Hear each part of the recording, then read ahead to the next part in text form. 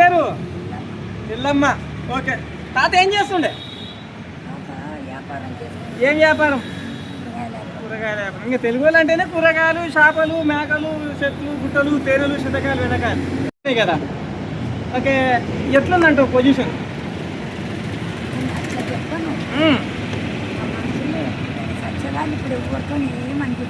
సరే కానీ సరే 10 ఏళ్ళు బీఆర్ఎస్ వాళ్ళు చూసిరు, 2.5 కాంగ్రెస్ వాళ్ళు చూసిరు కదా. నీకు పెన్షన్ గించిన అంత వస్తుండే? కాంగ్రెస్ వాళ్ళు పెన్షన్ చేయలేదా? మరి ఎవరు ఇచ్చారు? అంతే.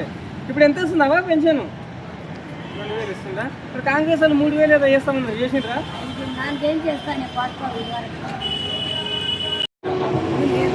ఇల్లు లేని వాళ్ళకి వచ్చింది కదా. అది సంతోషమే.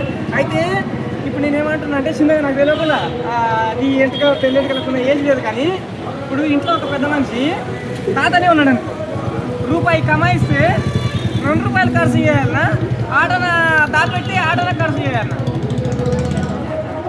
అయితే ఇప్పుడు ప్రభుత్వాలు ఏం చేస్తున్నాయంటే, రూపాయి ఆమదాన్ని వస్తుందంటే 4 రూపాయలు అప్పు వేస్తుంది కదా. అంతే. ఇంకా మన పిల్లలు వాళ్ళందరూ ఇంకా చెట్లు పట్టుకొని పోవాల్సిందే పాడవులాగా. చెప్పినా నిత్తు ఎవరు తప్పు చేస్తాడో ఏం చేస్తాడో భగవంతుడు కానీ 4,000 ఉన్నోడే తింటాడు, ఉన్నోడే తింటాడు. సరే కానీ ఇట్లకెళ్ళి ఎవరికైనా నీకు తెలిసిన డబుల్ బెడ్రూమ్ ఇంట్లో వచ్చినాయా? అది ఇందిరా ఇంట్లో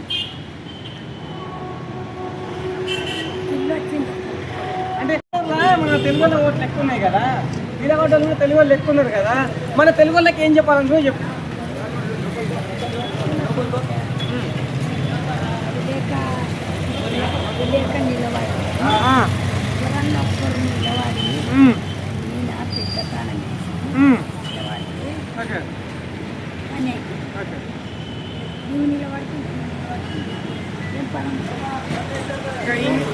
ఇన్నారు లావా ఏమంటుంది, నా ఓటు నేను సీక్రెటు, ఇంటి ఓడు ఉన్నప్పటి నుంచి కూడా నా ఓటుగా సీక్రెట్గానే పెట్టిన, ఇప్పుడు కూడా సీక్రెటే. కానీ ఎక్కువ మంది ఒకటే కులములు కొట్లాడితే వేరే వానికి ఫైదా అవుతుంది, అది మంచి తారీఖే కాదు, మారండి అని చెప్తుంది. ఇంకొకటి కూడా ఏం చెప్తుందంటే, పెన్షన్ కేసీఆర్ ఉన్నప్పుడు 2,000 ఇచ్చిండ్రు కదా, ఇంకా కాంగ్రెస్లో వచ్చి 4,000 ఇస్తామన్నారు, ఇంకా 4,000 ఇవ్వలేదని చెప్పి సభ అయితే ఒక పెద్ద బాంబు వేసేసేసింది.